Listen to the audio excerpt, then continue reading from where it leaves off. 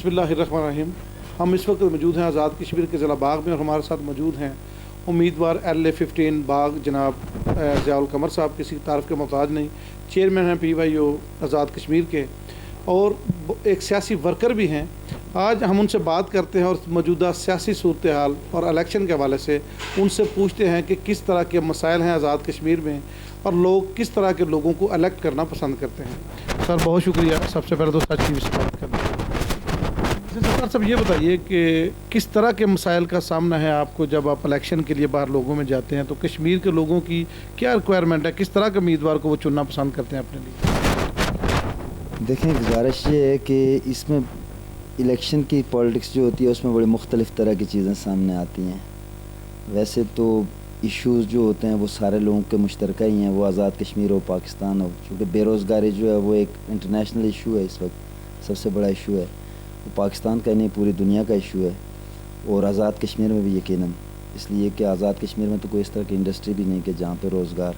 तो आज़ाद कश्मीर में 68% यूथ है और जो यूथ है बहुत बड़ी तादाद में और पढ़ी लिखी यूथ है।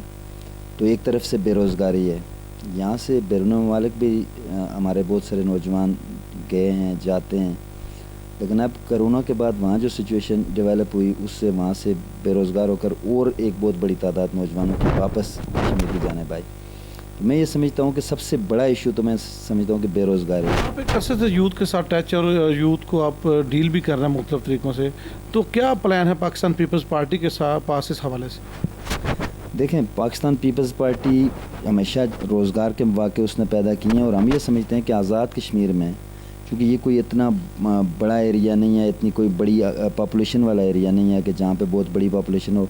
ये 4.2 मिलियन पॉपुलेशन है टोटल, और उसमें मैं ये समझता हूँ कि जो पोटेंशियल है आज़ाद कश्मीर के अंदर, बिलखुसूस टूरिज़म का, एक टूरिज़म इंडस्ट्री को अगर सही तरह से फोकस किया जाए, एक स्टेट लेवल पे जिस तरह फोकस करते हैं उस तरह फोकस किया जाए और इस पे ज़्यादा से ज़्यादा इन्वेस्टमेंट करे गवर्नमेंट पहले, और टूरिज़म को इतना डेवलप करे यहाँ पे, और फिर बेरोज़गारी के ख़ात्मे में सबसे बड़ा जो किरदार अदा कर सकती है आज़ाद कश्मीर में कोई चीज़, तो वो टूरिज़म इंडस्ट्री होगी। उसके अलावा भी बड़ी देर हो गई है टूरिज़म पे लोग बात करते हैं और कश्मीर में जब भी बात की जाती है टूरिज़म पे बड़ी बात की जाती है, तो टूरिज़म कैसे प्रमोट होगी? क्या प्लान है आपके पास? क्या यहाँ पे कोई इंस्टीट्यूट ऐसा आप लॉन्च करने जा रहे हैं, लोगों की तरबियत करने जा रहे हैं? मतलब खाली बातों से टूरिज़म कैसे आप डेवलप हो सकती है? जी, मैं वही बात कर रहा था, आपने मेरी बात कंप्लीट होने से पहले सवाल दूसरा कर दिया। मैं ये समझता हूँ कि सबसे पहले टूरिज़म के लिए क्या चीज़ ज़रूरी है। पहली चीज़ तो ज़रूरी है कि आपका जो रोड अप्रोच हो टूरिज़म, जो आपके स्पॉट्स हैं, जो आपके वो प्लेसेस हैं टूरिज़म के हवाले से, उन तक आपकी रोड अप्रोच मुमकिन बनाना।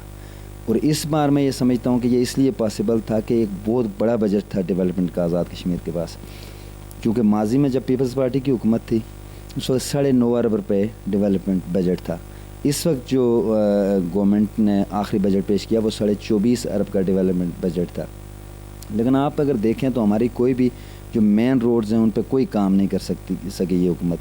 इन्होंने लोकल गवर्नमेंट में बाकी चीज़ों में ज़ाया किए पैसे। टूरिज़म के हवाले से आप एलोकेशन देखें बजट में अगर इनकी, कि टूरिज़म के साथ इनकी कितनी बातों से, ये बात आपकी सही है कि संजीदगी नहीं नज़र आई। इस पे इन्वेस्टमेंट करने की ज़रूरत थी, रोड अप्रोच वहाँ तक पहुँचाने की ज़रूरत थी जो टूरिज़म के हवाले से जो प्लेसेस हैं। उसके अलावा फिर दूसरी चीज़ जो आपने बात की कि हमें आज़ाद कश्मीर, यहाँ पे पढ़ाई क्या चीज़ जानी चाहिए, यहाँ पे किस तरह के इंस्टीट्यूट होने चाहिए, यहाँ पे एजुकेशन क्या दी जानी चाहिए। आपको एजुकेशन किसी भी स्टेट में उस तरह की दी जानी चाहिए कि जो वापस वहाँ पे यूटिलाइज़ हो सके, यूज़ हो सके, और जिससे स्टेट को भी फ़ायदा हो और वो एजुकेशन जो हासिल कर रहा है एक नौजवान उसको भी फ़ायदा हो, उसको भी रोज़गार मिले और उसके साथ साथ आपकी रियासत को भी फ़ायदा हो। यहाँ फॉरेस्ट्री पढ़ाई जानी चाहिए, यहाँ पे टूरिज़म के हवाले से पढ़ाया जाना चाहिए और उसके हवाले से इंस्टीट्यूशन का क़याम अमल में लाना चाहिए। इसी तरह से यहाँ पे टूरिज़म के हवाले से बाकी जो सबसे अहम चीज़ है कि एक जो हमारे फॉरेनर टूरिस्ट हैं उनको NOC नहीं मिलती। आप समझते हैं कि यहाँ पे प्राइवेट टूरिज़म की बात करें या गवर्नमेंट फैसिलिटेट करे या गवर्नमेंट ही इस तरह के स्पॉट जो है वो कायम करे टूरिज़म के हवाले से और लोगों को जॉब्स दे? देखें, गवर्नमेंट करे। मैं प्राइवेट की, मैं ये समझता हूँ कि प्राइवेट तो कंपनियों को आप हवाले कर दें, वो तो बिज़नेस करेंगी, ठीक है, लेकिन आप गवर्नमेंट सेक्टर में कुछ टूरिज़म को डेवलप करने में टूरिज़म डिपार्टमेंट और गवर्नमेंट इसमें अपना रोल दे, और फिर यहाँ के लोकल जो यूथ है उसको फैसिलिटेट किया जाए تاکہ وہ وہاں سے اس ٹورزم کے ساتھ ان کے روزگار منسلک ہو سکے. ٹورزم کی ڈیولپمنٹ کے لیے جو بیسک چیزیں ہیں، جو ریکوائرمنٹس ہیں فارنرز کی، وہ آپ کی جو سوسائٹی ہے کشمیر کی، وہ ان چیزوں کو افورڈ کر سکتی ہے؟ اور اگر وہ نہیں کرتے تو کیسے ٹورزم پروموٹ ہو سکتی ہے؟ میں اس لیے کہہ رہا ہوں کہ آپ کو یہاں پہ ایسی ایجوکیشن دینی چاہیے، ایسے آپ کو ادارے بنانے چاہیے جو آپ کی یوتھ کو، پڑھی لکھی یوتھ ہے نا، یہی یوتھ جا کے وہاں پہ جب دبئی میں اور باقی دنیا میں، یو کے میں، یہی یوتھ، آپ کی یوتھ جو ہے تو وہاں تو جا کے سب کچھ کر لیتی ہے، یہاں کیوں نہیں کر سکتی؟ یہاں کر سکتی ہے. آپ کو اپنی یوتھ پہ اعتماد بھی کرنا پڑے گا، اور آپ کو اسٹیٹ لیول پہ پہلے وہ مواقع مہیا کرنے پڑیں گے، اور پھر وہ آپ کو ان کو پڑھانا پڑے گا. میں یہی کہہ رہا ہوں کہ آپ کو ایسے انسٹیٹیوشن بنانے پڑیں گے جہاں پہ آپ ان کو سکھا سکیں کہ آپ ٹورزم کو کیسے آگے لے کے جا سکتے ہیں. اس میں یعنی محنت تو عام آدمی ہی کرتا ہے نا، کمپنیاں تو بزنس کرتی ہیں، ٹھیک ہے وہ برین ہوتے ہیں، لیکن برین کسی اسٹیٹ سے بڑا برین تو نہیں ہوتا. اسٹیٹ کو وہ برین ہونا چاہیے، ریاست کو وہ برین ہونا چاہیے، تاکہ یہاں کے نوجوان کو اس کی اپنی سرزمین میں باعزت باوقار وہ صرف ملازم نہ ہو، بلکہ آپ کمپنیوں کو جو 800 کنال الاٹ کریں گے جگہ اور ان کو دیں گے، وہ آپ اپنے چھوٹے چھوٹے پلاٹس بنا کے آپ اپنے بے روزگار نوجوان کو کیوں نہ دیں گے؟ اور یہاں پہ اس کو گورنمنٹ سیکٹر میں پھر اس میں بزنس کرنے کے لیے آپ آسان اور بلا سود قرضے دیں، تاکہ وہ پھر وہاں پہ انویسٹمنٹ کر کے وہ وہاں پہ اپنا بزنس کر سکے. اور پھر اس کو سکھانے کے لیے میں یہی کہہ رہا ہوں کہ آپ کے ایسے انسٹیٹیوشنز ہونے چاہیے گورنمنٹ لیول پہ، ٹورزم ڈپارٹمنٹ وہ انسٹیٹیوشنز بنائے. پیپلز پارٹی کے ساتھ بے روزگاری کو ختم کرنے کے لیے کون کون سے منصوبے ہیں اس کے علاوہ، ٹورزم کے علاوہ؟ میں یہ سمجھتا ہوں کہ آزاد کشمیر میں تو ایک ٹورزم بڑی انڈسٹری ہے. میں یہی سمجھتا ہوں کہ ٹورزم کے ذریعے آپ اس کو کافی حد تک کنٹرول کر سکتے ہیں. باقی یہاں پہ آزاد کشمیر میں آپ ادارے اگر بنائیں تو ادارے بنا کر آپ کتنے لوگوں کو روزگار دے سکتے ہیں، گورنمنٹ جابز کتنے لوگوں کو دے سکتے ہیں. پہلے جو آپ کا آزاد کشمیر میں جو بجٹ ہے غیر ترقیاتی، وہ اتنا بڑھ چکا ہے کہ اس میں یہ سمجھتا ہوں وہ 80% آپ کا تو غیر ترقیاتی بجٹ چلا جاتا ہے. لاسٹ ٹائم بجٹ جو اب ڈبل بجٹ کیا، انہوں نے 22 ارب سے بھی زیادہ بجٹ دیا، تو اس سے کوئی امپرومنٹ ہوئی کشمیر میں؟ 24.5 ارب، 22 ارب نے 24.5 ارب. اس میں یہی ہوا کہ لوکل گورنمنٹ کے ذریعے بے تحاشا کرپشن کی گئی، بے تحاشا کرپشن. اور اس کے علاوہ پھر باقی جو سڑکیں آپ یہ دیکھ رہے ہیں کہ میں نے کہا نا کہ فرضیہ یہ 2 حلقے ہیں، ان میں کوئی ایک مین روڈ، یہ جو دوسرے اضلاع سے ملانے والی روڈز ہیں، یہ پیپلز پارٹی کے دور میں بنی ہیں. ان کے دور میں ہمارے حلقے کی جو گاؤں لیول پہ جو ایک مین روڈ ہوتی ہے، کسی گاؤں کی بڑی روڈ، کوئی ایک روڈ بھی ایسی نہیں ہے جو سفر کے قابل ہے. اچھا سرار صاحب، جو آپ کے علاقے ہیں یہاں پہ عموماً برادریزم کا بڑا ووٹ ہوتا ہے، کیا سمجھتے ہیں کہ برادریزم زیادہ اہم ہے یا پارٹی زیادہ اہم ہے اگر لوکل الیکشن کی بات کی جائے؟ دیکھیں، پہلی بات تو یہ ہے کہ میں یہ سمجھتا ہوں کہ جو پارلیمانی جمہوریت جو ہے، جو اس لیے آئی تھی، اس نے اس لیے آنا تھا، اس لیے پارلیمانی جمہوریت کے ذریعے یہاں پہ انتخابات کروائے گئے تاکہ 5 سال کے بعد لوگوں کو موقع دیا جائے کہ وہ ایشوز کی بنیاد پہ، جس طرح ابھی آپ ایشوز ڈسکس کر رہے ہیں نا، اب روڈ ہے، ایجوکیشن ہے، ہیلتھ ہے، روزگار ہے، یہ ایشوز ہیں، بجلی ہے، پانی ہے، یہ ایشوز ہیں کہ سیاست ہمیشہ ایشوز کے گرد ہوتی ہے. جب سیاست ایشوز کے بجائے اس طرح کی بےہودگیوں کی طرف چلی جاتی ہے، چاہے وہ علاقائی تعصب ہو، چاہے وہ برادری کا تعصب ہو، چاہے وہ کسی بھی طرح کا، یہ جو ہے یہ بنیادی طور پر وہ لوگ کرتے ہیں کہ جو سیاست میں جن کے پاس کوئی ایجنڈا نہیں ہوتا، کوئی پروگرام نہیں ہوتا، اور وہ ایشوز سے سیاست کو ہٹا کے اس طرح کی جو بےہودگیاں ہوتی ہیں ان کی طرف سیاست کو لے کے جاتے ہیں. اور پھر مخصوص لوگ جو برادریوں کے بھی ٹھیکیدار بن جاتے ہیں، ٹرائبس کے. پھر کچھ لوگ ہوتے ہیں جو کہیں کوئی مختلف لوگوں کے ایجنٹ بن کر، چاہے وہ سرمایہ کی بنیاد پہ آ رہے ہوں، برادری کی بنیاد پہ آ رہے ہیں. تو میں یہ سمجھتا ہوں کہ میں نے چونکہ PSF کا چیئرمین رہا ہوں پہلے الیکٹڈ، پھر یوتھ کا چیئرمین ہوں، میں کم از کم یہ کہہ سکتا ہوں کہ مجھ پر کوئی کبھی میری زندگی میں یہ الزام نہیں لگا سکتا کہ میں کبھی زندگی میں برادری کی بنیاد پر سیاست کروں یا برادری ازم کے اس طرح کی چیز سے، اس لیے کہ میں تو درخواست دے کر پیدا نہیں ہوا. اچھا، سیاست میں رواداری کا جو کردار بہت کم ہوتا جا رہا ہے، اور ایک رواداری سیاستدان جو ایک بڑی گفتگو، بڑی نپی تھولی کرتے تھے، احترام کرتے تھے، اس میں تھوڑی سی ان چیزوں سے دوری ہو گئی ہے سیاست میں.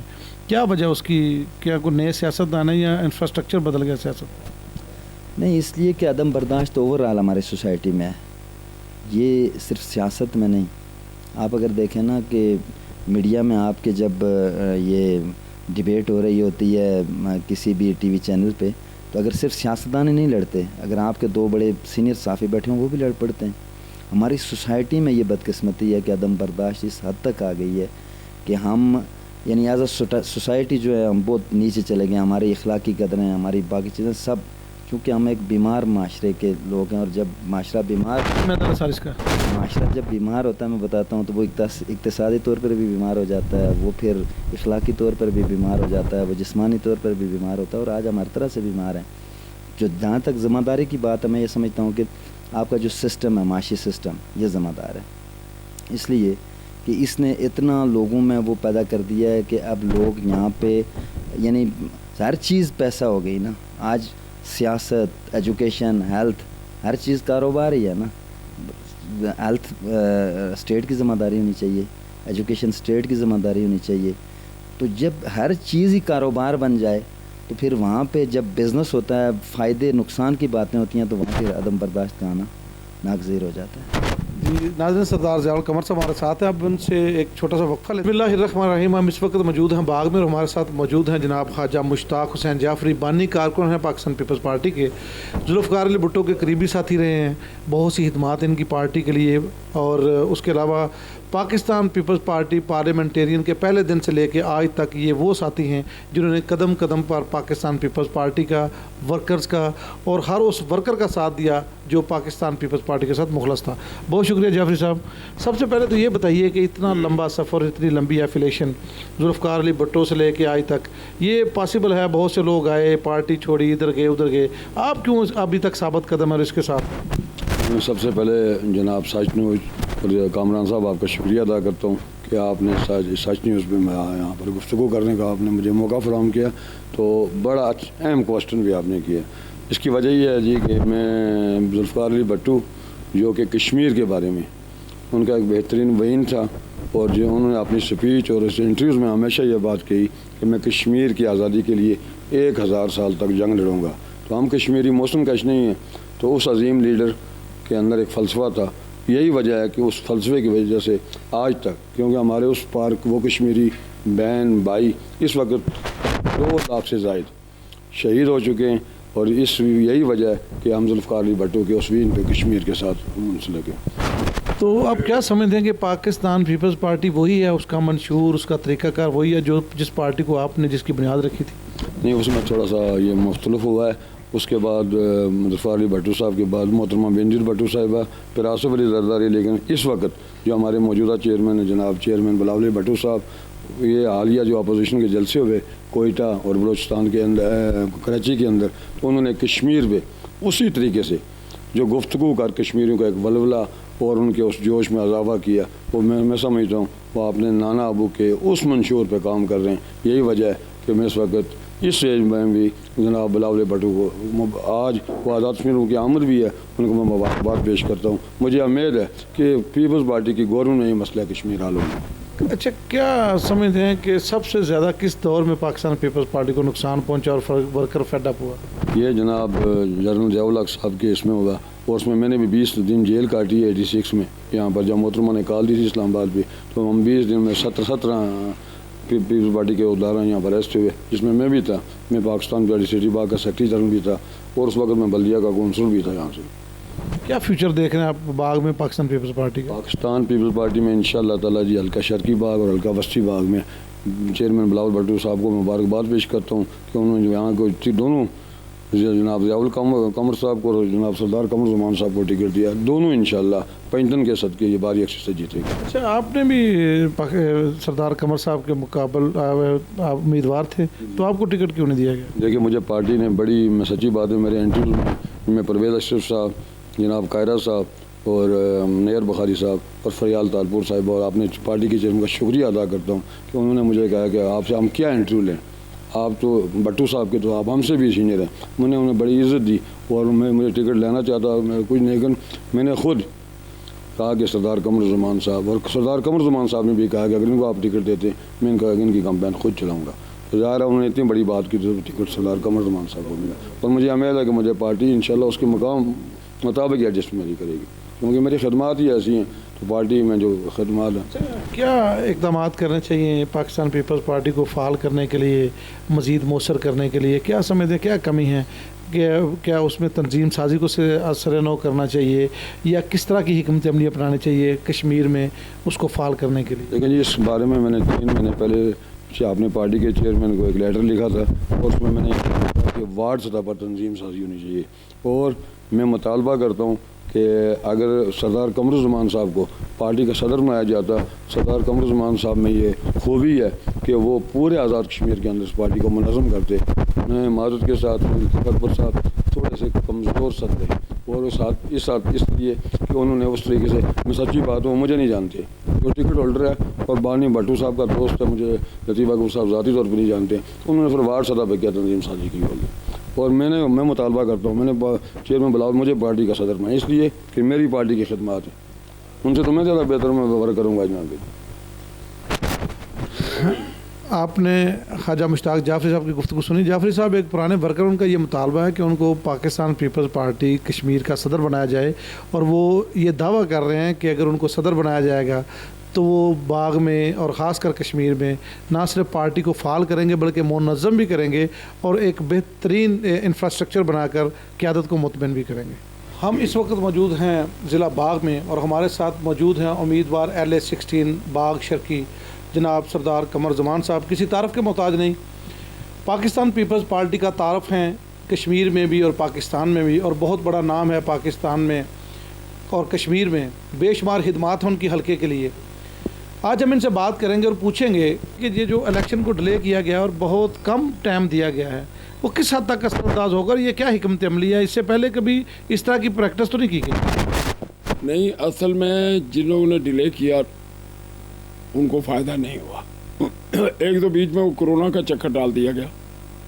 اگر وہ کرونا کا چکر 15 20 25 دن نہ ہوتا پھر بھی ہم کمپین، لیکن ہم نے ماشاءاللہ کمپین چلا لی. میں مطمئن ہوں ہم تھوڑا سا اسٹیشن ہمارا رہتے ہیں وہ میں 5-7 دن میں مکمل کر لوں گا.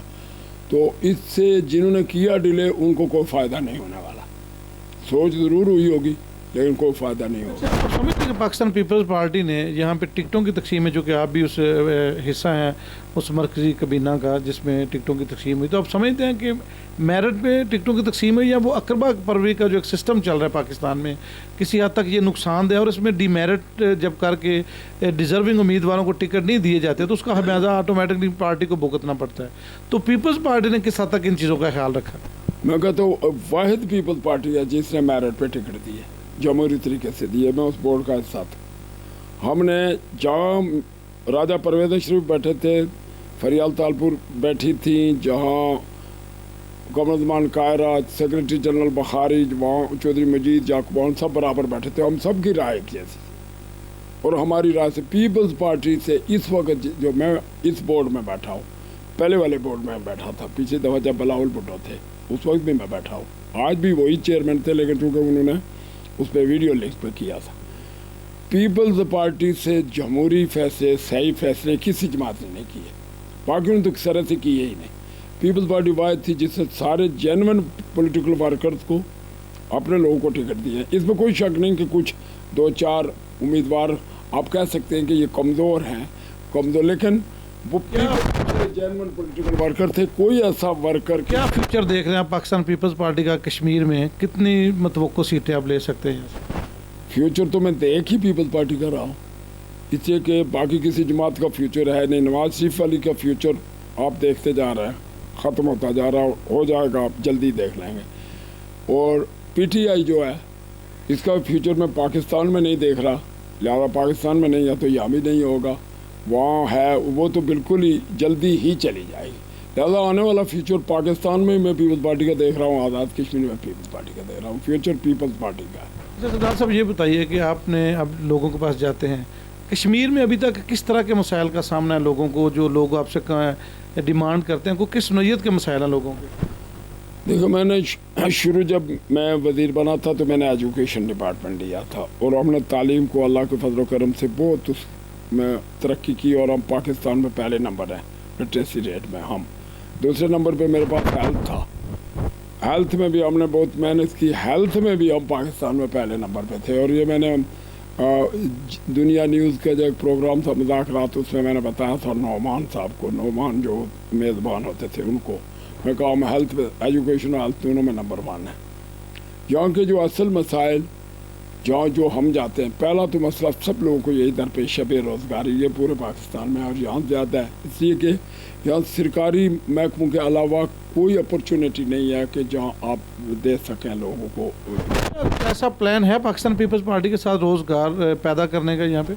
मेरे पास है, मैंने सब लोगों को कहा, मैं कहा मैंने पहले भी किया, मैंने 90 में भी किया, मैंने 96 में भी किया, मैंने 2011 में भी किया, 2006 में भी किया। जब मुझे महकमा मिला मौका मिला मैंने जॉब्स क्रिएट की। जब आप सरकारी जॉब्स क्रिएट करेंगे तो वो तो हल नहीं है, वो तो फिर ख़जाने पे लोड होता है। आज़ाद कश्मीर में सरकारी के अलावा फ़िलहाल आप कर ही कुछ नहीं सकते। ये गपशप है जो लोग कर रहे हैं, ये तो मैं लोगों को सुनता रहता हूँ आज़ाद कश्मीर है, ये पोटेंशियल है, हम वो पोटेंशियल करेंगे। क्या करेंगे? होटल खोल के लोगों को बहरे रखेंगे, वो तो पहले से है। क्या करेंगे? रेस्ट हाउसेस खोल के आप बहरे बनाएंगे, वेटर बनाएंगे, वो पहले से मौजूद है। हमारे लोग मौजूद हैं, हमारे लोग बैरून दुनिया में जाके काम करते हैं, मेहनत करते हैं। यहाँ कौन सी ऐसी चीज़ दी गई है जिसको आप फर्ज या कौन सी इंडस्ट्री है जिसको आप डेवलप करेंगे, जिससे आप आगे बढ़ाएंगे? सरकारी महकमों में आपको 10 साल तक आज़ाद कश्मीर में देना पड़ेगा जब तक आप यहाँ कोई बना नहीं लेते। प्राइवेट सेक्टर आज़ाद कश्मीर में तो कहीं डेवलप है या कहीं ना कहीं तो कोई इंडस्ट्रियल स्टेट आपको बनानी चाहिए पूरे कश्मीर में। क्या कोई इलाका ऐसा इन्होंने बेमर में नहीं कामयाबी से चला सके? बनानी चाहिए, छोटी छोटी बनेंगी। लेकिन आज़ाद कश्मीर एक ऐसा खित्ता है, ये जो हमारे बिलखुसूस मुजफ्फराबाद डिवीज़न और पुंछ डिवीज़न और फिर कोटली भी लेके, ये ऐसी जगह हैं कि जहाँ जब तक आप लोगों को सरकारी महकमे में नहीं एडजस्ट करेंगे, ये करना पड़ेगा। यहाँ आपको वो कानून नहीं लगाने पड़ेंगे जो आपको वो क्या देता है, वो कौन सा बैंक सपोर्ट करता है दुनिया में? वर्ल्ड बैंक नहीं, हो दूसरी IMF जिसकी हम उसकी पॉलिसियाँ यहाँ नहीं चलेंगी। IMF की पॉलिसी आज़ाद कश्मीर में नहीं चल सकती। ऐसा है कि अगर फ़र्ज़ किया आज़ाद कश्मीर में नहीं तो जो मुल्क का हमारे बिल्कुल करीब तर इलाके हैं, जैसे मीरपुर से निकलें तो आगे जेलम शुरू हो जाता है, या जैसे मंगला शुरू हो जाता है, इसी तरह आप यहाँ से निकल तो मरी शुरू हो जाता है। तो नज़दीक तरीन भी तो कोई स्टेट ऐसी डेवलपमेंट की जा सकती है जो सिर्फ कश्मीर के लिए हो। मैं बता रहा हूँ कि मीरपुर बिमर में तो इंडस्ट्री इन्होंने चलाने की कोशिश की थी, अभी मीरपुर ज़्यादा। मरी में तो इंडस्ट्री टूरिज़्म है, टूरिज़्म तो उनसे बेहतर हमारा है। उसके लिए तो इंफ्रास्ट्रक्चर की ज़रूरत है पहले जो हम कर रहे हैं। ये तो हमारा, ये मेरे मंशूर में है टूरिज़्म। मैं टूरिज़्म की बात करता हूँ, मैं आपके मिनरल्स की बात भी करता हूँ, मैं हाइड्रल की बात भी करता हूँ, मैं जंगलात की बात भी करता हूँ। ये बात अपनी जगह मौजूद है। फर्ज किया आप जंगल बचाने की कोशिश करें, कैसे जॉब्स निकलेंगे मैं बताता हूँ। फर्ज किया इस वक्त जब कश्मीर आज़ाद हुआ था जंगल 45% थे, आज जंगलात में ये अशर है कि आपके पास 8% जंगल है, 8%, 45 और 8% रह गया। अगर यही तेज़ी से लकड़ी चोरी हो रही है यहाँ पे, कमाल है अरबों खरबों की। ये तो अब भी जो है इस हुकूमत ने 5 साल में, मैं दावे से कहता हूँ कि 30 से 40 अरब की लकड़ी चुराई है। लेकिन उसमें बुनियादी तौर पर देखें, ये तो राजे के जंगल था, महाराजे का, उसका काट काट के बेचा, उसका 45% था, हमारा आज 8% है। इसलिए तो आपको बारिशें नहीं हो रही हैं, इसलिए आपको कभी फ्लड आते हैं कि बर्फ़बारी अब नहीं हो रही है, मौसम जो है वो गैर यकीनी सूरत हाल इख्तियार कर गया। उसकी बुनियादी वजह यह है कि जंगलात सारे काट दिए। अच्छा, क्या प्लान है आपके पास, किस तरह आप लोगों के लिए रोज़गार? मैं ये कहता हूँ कि नंबर 1 टूरिज़्म डेवलप करें जी। टूरिज़्म डेवलप इस तरह ना करें कि आप PC वाले को 200 कनाल दे दें, आप सरीने वाले के 400 कनाल दे दें। ये नहीं हो सकता। कश्मीर में आप कर ही नहीं सकते, क्योंकि कश्मीर में उन करारदारों के मुताबिक आप नहीं दे सकते। आप लोगों को टूरिज़्म की तरफ राग़िब करें, आप लोगों को 2-2 कनाल 3-3 कनाल के प्लाट दे दें। जो बैरूनी मुल्क लोग रहते हैं हमारे कश्मीरी, उनको आप ये कहें कि वो अपना पैसा यहाँ इन्वेस्ट करें, वो इन्वेस्ट करके आर्ट्स बनाएं, लॉजेस बनाएं, ये गेस्ट हाउसेस बनाएं, वहाँ वो 10-10 आदमियों को रोज़गार देंगे। एक तो ये है टूरिज़्म में 20-20 को देंगे, 50-50। दूसरा ये है कि दुनिया आपको पैसा देती है, ये जो बिलियन ट्री का नाम है इसलिए है ना, दुनिया आपको पैसा देती है। आप दुनिया से पैसा लें, आप दरख्त लगाएं, दरख्त अब जब आप लगाएंगे, आप कहते हैं बिलियन ट्रीज, अगर आपने आज़ाद कश्मीर में 1 बिलियन ट्री लगा दिए ना, उसकी हिफाजत के लिए आपको 20,000 लोग चाहिए। 20,000 लोग उन पौधों की हिफाजत करेंगे, उन्हें जॉब मिलेगा। اس کے لیے دنیا آپ کو پیسے دے گی کہ آپ درخت لگا کے ان کی حفاظت کرتے ہیں. لہٰذا آپ کر کیا رہے؟ بلین ٹریز کا آپ کا منصوبہ ہے. آزاد کشمیر میں بلین ٹری میں سے ملین بھی نہیں لگے بلکہ 10,000 بھی نہیں لگے. جو پیسہ آیا وہ ہڑپ ہو گیا. خود بخود آگ لگا کے یہ ڈکلیئر کر دیا گیا کہ آگ لگ گئی، جنگل جل گئے، الگ پودے لگے ہی نہیں. وہ جو کیس ہے ابھی آپ نے 1 ارب 63 کروڑ کا بھی سنا، اسی طرح ایک اور ہے 28 کروڑ کا. اس میں یہ ہے کہ مانسرے کی کوئی پارٹی ہے، 25 روپے کا پودا خریدا گیا، وہ پودا 5 روپے کا تھا. اس کے بعد اس جگہ کو آگ لگا دی گئی کہ جل گیا.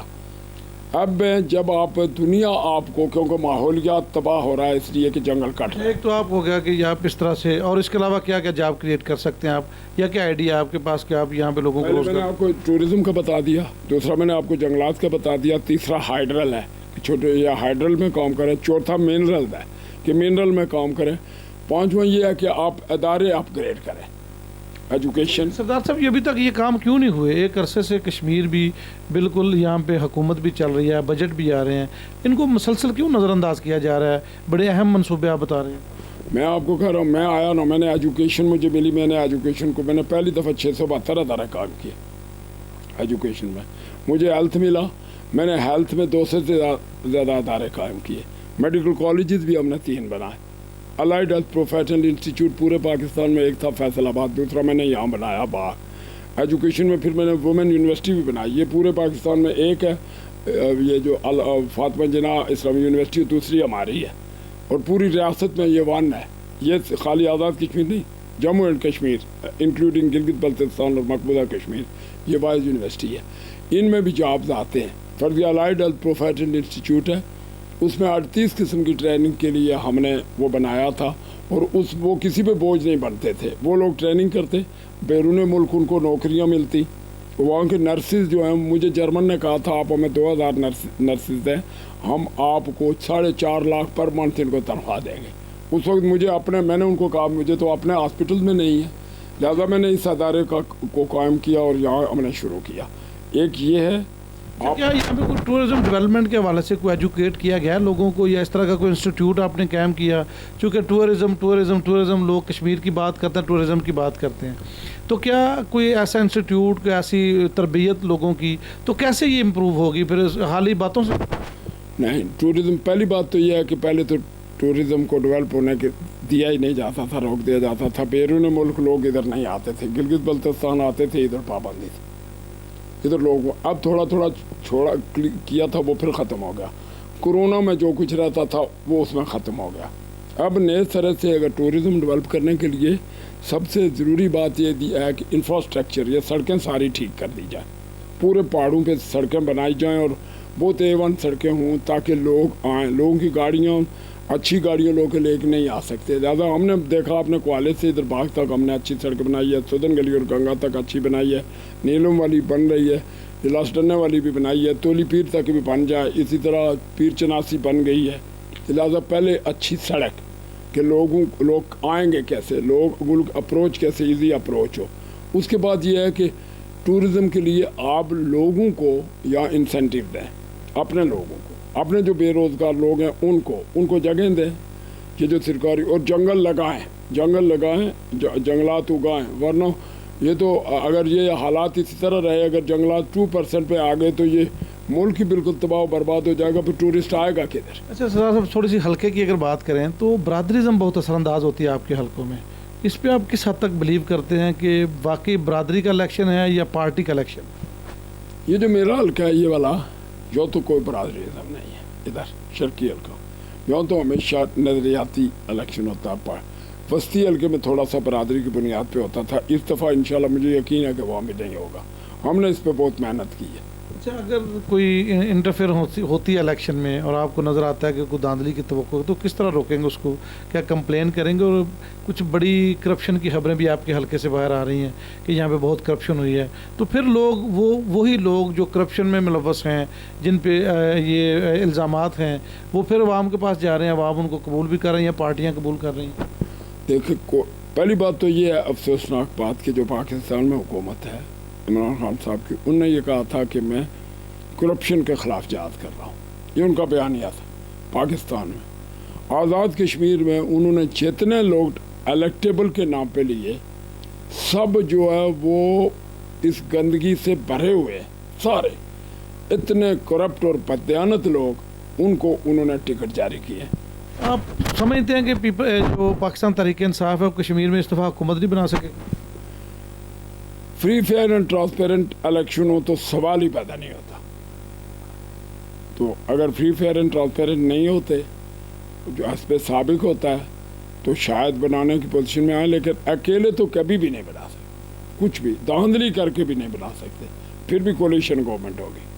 तो मेरी कोशिश, दुआ और अल्लाह से भी गुजारिश, लोगों से भी गुजारिश कि एक दफ़ा हम अपनी ज़िंदगी में free fair and transparent election देख लें बस। अच्छा, ये बताइए कि वोटर को किस तरह में क्या ख्याल रखना चाहिए वोट कास्ट करते हुए, उम्मीदवार के बारे में उसकी क्या राय होनी चाहिए, और सिलेक्शन करते वक्त किन चीज़ों का ख्याल रखना चाहिए? नंबर 1, हदीस के मुताबिक कि जो अमानत में ख़यानत करे मुनाफिक है, जो वादा करके उसको पूरा ना करे मुनाफिक है, जो बात बात पे झूठ बोले मुनाफिक है, पहली शर्त। और मुनाफिक के लिए कोई माफ़ी नहीं है, 1। सेकंड, रिश्वत देने वाला और रिश्वत लेने वाला दोनों बदबख्त जहन्नमी है, ये भी हदीस है। और 7वें दर्जे पे सबसे आखिर पे नीचे जाएंगे जहन्नम में, तो उनको भी, यानी जो राशि हैं, बदयानत है, करप्ट हैं, जिन्होंने अपना ऐद नहीं निभाया, जिन्होंने अमानत में ख़यानत की, जिन्होंने वादा करके लोगों से धोखा किया, उनके ऊपर नज़र रखें।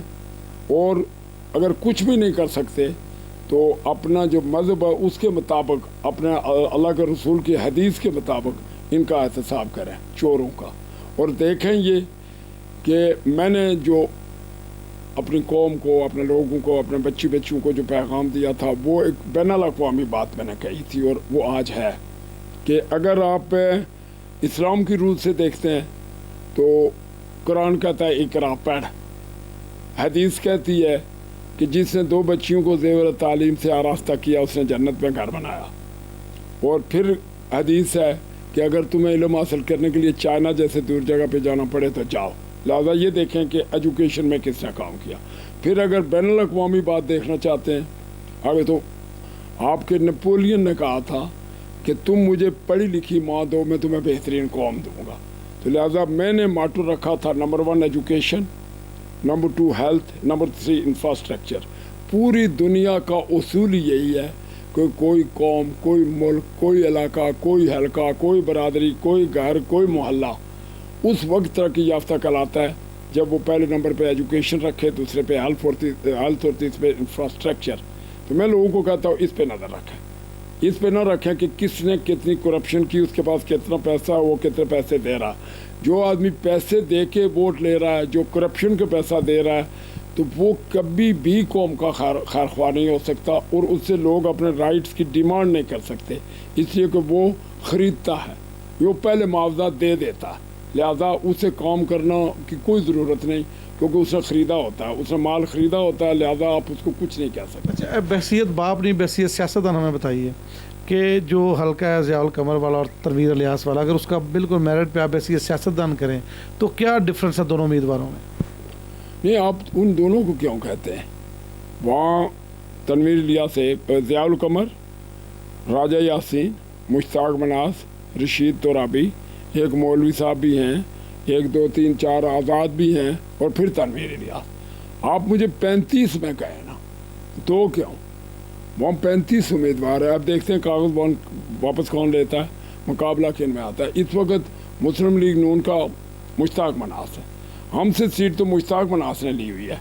आप तनवीर इलियास को साइड पे करें ना, आप मुश्ताक मनास का क्यों नहीं कहते कि मुश्ताक मनास का ज़िया का क्या मुकाबला है? 1 दूसरा, आप रशीद तराबी का कहें, वो अभी भी MLA थे, पहले भी रहे हैं, उन्होंने क्या किया? फिर राजा यासीन MLA थे, मिनिस्टर थे 2 दफ़ा, उनने क्या किया? उसके बाद तनवीर इलियास की बारी आती है। तनवीर इलियास तो अभी लॉन्च ही नहीं हुए, तनवीर इलियास अभी हमारे हल्के में हैं ही नहीं। वो तो हमने कागज़ों में सुना है और स्टिकर्स और पोस्टर देखे हैं, वो पोलों के ऊपर लटक रहे हैं, वो बात खुद तो आए नहीं। लिहाजा आप मुझसे ये पूछें کہ ضیاء کے مقابلے میں ہم یہ پوچھنا چاہتے ہیں، ضیاء یہ پوچھے لوگوں سے کہ مشتاق مناس کو کس بنیاد پہ سردار قمر کے مقابلے میں ووٹ دیا تھا، اور آج وہ پوچھ رہا ہے. وہ پوچھے کہ Rashid Turabi sitting M L A ہیں، انہوں نے ان 5 سالوں میں کیا گل کھلائے اور پچھلے 5 سالوں میں، اور اب وہ کیا کرنا چاہتے ہیں. راہ یاسین 2 دفعہ منسٹر اور 2 دفعہ ایم ایل اے رہے ہیں، انہوں نے پہلے کیا کیا، اب کیا کرنا چاہتے ہیں. یہ سوال ہے ضیاء کا. اور تنویر الیاس تو ابھی آئے ہی نہیں. تنویر الیاس تو ابھی تصوراتی دنیا ہے، وہ ابھی تصوراتی دنیا. کافی ہائپ کریٹ کی ہے انہوں نے یہاں پہ، کافی ہائپ کریٹ کی ہے وہاں پہ. کدھر؟ ادھر باغ میں کافی ڈسکس ہو رہے ہیں تنویر الیاس صاحب یہاں. نہیں لاملا تنویر الیاس ایک فگر ہے، ایک امیر آدمی ہے، اس کے ان کا سٹینڈ امارت ہے، اس کے پلازے ہیں، اس کا آپ یہ کہہ سکتے ہیں کہ ایک بڑی پارٹی جو اپنے آپ کو کہتی ہے، جس نے پاکستان میں جس کی حکومت ہے، اس نے اپنے تمام لوگوں کو چھوڑ کے اس کو ٹکٹ دیا ہے. دیکھنا عمران خان کی پارٹی نے جو بیرٹ کی بات کرتے تھے، باقی جو پی ٹی آئی والے کہتے تھے ہم یہ کریں گے وہ کریں گے، ان کی موجودگی میں تنویر الیاس کو ٹکٹ ملا پی ٹی آئی کا. تو تنویر الیاس ایک لحاظ سے ہمارے ملک میں تو دیکھیں نا، ہمارا ایک دوست ایک ہوتا تھا نا، اس کا نام تھا بہرام چشتی. وہ کہتا تھا دنیا میں 3 طبقات ہیں، ایک طبقہ امیر دولت مند اور زہر جن کے پاس ہوتا ہے، ایک ہوتا ہے غریب، اور ایک ہوتا ہے دولت پرست. ایک دولت پرست ہے، وہ کسی بھی امیر کو دیکھ کے اس خوش ہو جاتے ہیں، اس کے پاس کھڑے ہو کے جا کے کہتے ہیں کہ آپ بہت امیر آدمی ہیں. کتنی تعداد ہے ایسے لوگوں کی اس حلقے میں؟ اللہ کرے کہ اس دفعہ 5-4% ہو، اللہ کرے. ہمارا کام تو محنت کرنا ہے، ہمارا کام لوگوں کو بتانا ہے کہ سمجھتے ہیں کہ سیاسی طور پہ کشمیر کا فیوچر برائٹ ہے، اور جو موجودہ سیاسی سینیریو ہے اس میں بہتری کی توقع ہے آپ کو؟ یقیناً، کیوں نہیں. ہم تو ہر وقت مطمئن ہیں انشاءاللہ. جتنے الیکشنز ہوتے جائیں گے لوگ ایجوکیٹ ہوں گے. ہم تو میں تو ایجوکیٹ کرتا ہوں لوگوں کو. میری آپ تقریراً سنیں، میں تو ایجوکیٹ کرتا ہوں. میں کبھی میرے منہ سے نکلا ہی نہیں کہ مجھے ووٹ دیں. کوئی زندگی میں یہ دعویٰ نہیں کر سکتا کہ میں نے کسی کو 100 روپیہ اس لیے دیا ہو کہ مجھے ووٹ دو. تصور ہی نہیں. اور میں نے دوسرے دن کبھی کسی سے نہیں پوچھا تم نے ووٹ کس کو دیا. کیا پیغام دیں گے اپنے ووٹرز کو ہمارے چینل کی وساطت سے؟ میں اپنے ووٹرز کو یہ پیغام دیتا ہوں، وسطی اور شرقی حلقے دونوں ووٹرز کو، کہ آپ پہلی بات اپنے ضمیر کو رات کو سوئیں، کلمہ پڑھ کے اپنے ضمیر کے اوپر دباؤ دیں، اور بچیوں سے بالخصوص کہ کس نے آپ کو زیور تعلیم سے آراستہ کرنے کے لیے سٹیپ اٹھایا، کس نے آپ کے لیے جنگ لڑی آزاد کشمیر میں، کس نے باقی لوگوں کے لیے جنگ لڑی، ان کے لیے بولا. کون ہر وقت اس چوک اور چوراہے میں کھڑا رہتا ہے، کون جو ہے کوئی کہیں ہوتا ہے کوئی کہیں ہوتا ہے، لیکن میں اور میرا بیٹا ہم نے کبھی باغ نہیں چھوڑا، اور ہم یہاں ہی ہیں. اور پھر کس کا دامن داغدار ہے، کون لوٹا ہے، کون کرپٹ ہے، کون جو ہے وہ جو اپنی جیبیں بھرتا ہے، یہ. اور دوسرا وہ یہ دیکھیں کہ ان کا مستقبل، ان کا فیوچر، ان کی اولادوں کا فیوچر ہمارے ماضی کو سامنے رکھ کے کہ ہمارا کیا کردار تھا اور جو لوگ میں نے گنے ان کا کیا کردار ہے، اور کون کیا کر سکتا ہے، کس نے کیا کیا، اور وہ دونوں باتیں سامنے رکھیں، کمپیریزن کریں، اور اس میں وہ فیصلہ کریں جس سے اس ملک کی، اس علاقے کی، اور بالخصوص ان حلقوں کی اور ضلع کی بقا ہو، اور لوگوں کے مسائل حل ہوں، اور لوگ بے روزگاری سے بچیں، لوگ عصبیت سے بچیں، اور لوگ مسائل میں کی دلدل میں جو پھنسے ہوئے اس سے نکل سکیں. بہت شکریہ. آپ نے سردار قمر الزمان صاحب کو سنی. ان کا یہ کہنا ہے کہ آپ اپنا نہیں اپنے بچوں کا فیوچر دیکھیں، اور یہ اندازہ لگائیں کہ آپ کے بچوں کا مستقبل کون سے ایسے لوگ ہیں جو زیادہ محفوظ کریں گے. اور انہوں نے اپنا ماضی کا بھی ذکر کرتے ہوئے کہا کہ سب سے زیادہ یونیورسٹیاں، اسکول، کالج انہوں نے اپنے دور حکومت میں بنائے، اور ان کی ہمیشہ یہ پریارٹی رہی ہے کہ وہ بچوں کو ایجوکیٹ کریں، انہیں زیور تعلیم سے آراستہ کریں، تاکہ ایک خوبصورت اور بہترین معاشرہ جو ہے وہ قائم ہو سکے.